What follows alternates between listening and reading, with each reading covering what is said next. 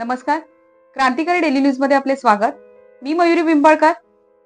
भारतात मुलींशी संबंधित गुन्हेगारी प्रकरण सातत्याने समोर येत आहेत. यातील केवळ काहीच प्रकरण पोलीस ठाण्यात पोहोचतात, तर काहींची नोंद देखील होत नाही. काही प्रकरण समोर देखील येत नाहीत. कधी मुलींवर बलात्कार होतो, कधी अपहरण, तर कधी मुली बेपत्ता होतात. खरंच आज मुली आणि महिला सुरक्षित आहेत का? 2012 मध्ये दिल्लीत झालेल्या निर्भया बलात्कारानंतर देशातील वातावरण अक्षरशः ढळून निघालेलं. दिल्लीतल्या निर्भयानंतर किती जणींचे नाहक बळी गेले, तर किती जणींवर अत्याचार झाले. गेल्या 10 ते 12 वर्षात खरंच काही फरक पडलाय? तिच्या वाट्याला आलेलं अर्ध आभाळ अजूनही काळवंडलेलंच आहे. हे मळभ हटवण्यासाठी तिचा लढा सुरूच आहे. हे शत्रू किती आहेत याची गिनती करणं सोपं आहे, पण ते कोण आहेत हे ओळखणं कठीण आहे. कधी तिला गर्भातच नख लावल्याचं दुष्टकार्य केलं जातं. या जगात प्रवेश केल्यावरही भय इथले संपत नाही अशी स्थिती असते. घरातल्या जवळच्या नातेवाईकांपासून गावच्या गुंडांपर्यंत कुणी तिच्या वाटेवरचा काटा बनून तिची पावलं रक्तबंबाळ करू शकतो. तिचा सर्वात मोठा शत्रू म्हणजे पुरुषी मानसिकता. शिळफाटा डायगर येथे घडलेल्या अक्षता म्हात्रे ही वैवाहिक त्रासाला कंटाळून मंदिरात आश्रय घेते. तिच्यावर मंदिरात पुजारी म्हणवणारे 3 नराधम दुष्कर्म करतात आणि तिची हत्या करतात. या घटनेला काहीच दिवस उलटतात तोच मावळमध्ये समरीन नेवरेकर हिला तिचा मित्र म्हणून आधार देणाराच तिच्या हत्येचं कारण ठरतो. आरोपी गजेंद्र जगन्नाथ दगडखैर याने समरीन हिला प्रेमाच्या जाळ्यात फसवून गर्भवती केल्यानंतर गर्भपात करायला घेऊन जातो. त्या गर्भपातादरम्यान तिचा मृत्यू होतो. हे प्रकरण लपवण्यासाठी गजेंद्र दगडखैर समरीनचा मृतदेह नदीमध्ये फेकून देतो. आईला असे पाहून दोन्ही मुलं हंबरडा फोडतात.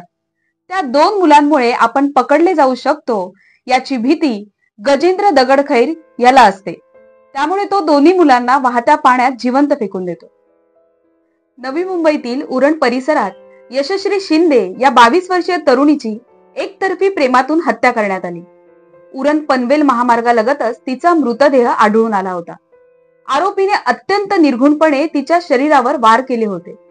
हत्येनंतर आरोपी दाऊद शेख फरार झाला होता. त्याला पकडण्यासाठी नवी मुंबई पोलिसांनी संपूर्ण यंत्रणाच कामाला लावली होती. परंतु आरोपी वारंवार त्याचे लोकेशन बदलून पोलिसांना गुंगारा देत होता. गेल्या काही दिवसांपासून आरोपी वारंवार त्याचे ठिकाण बदलत होता. अखेर गुन्हे शाखेच्या पोलिसांनी दाऊदला कर्नाटकमध्ये पकडले. त्याच्यासोबत पोलिसांनी मोहसिन नावाच्या तरुणाला देखील ताब्यात घेतले आहे. 25 जुलै रोजी दुपारी 2:14 यशश्री स्टेशन रोडवरून उरण स्टेशनकडे जात असतानाचे एक सीसीटीव्ही फुटेज समोर आले आहे. व्हिडिओमध्ये साधारण 2:22 आरोपी दाऊद देखील त्याच मार्गाने यशश्रीच्या पाठीमागे जात असल्याचे दिसत आहे. हत्येच्या दिवशी दुपारी यशश्रीचा पाठलाग करत असल्याचे समोर आल्याने अनेक प्रश्न निर्माण होत आहेत. अशा घटना जेव्हा घडतात समाजातून मोर्चे काढले जातात, निषेध केला जातो, आरोपी पकडले जातात. परंतु आरोपींना अटक झाल्यानंतर त्यांना शिक्षा होण्यास, तो खटला पुढे चालण्यास खूप मोठा अवधी लागतो. तोपर्यंत सर्वजण त्या घटनेला विसरून जातात.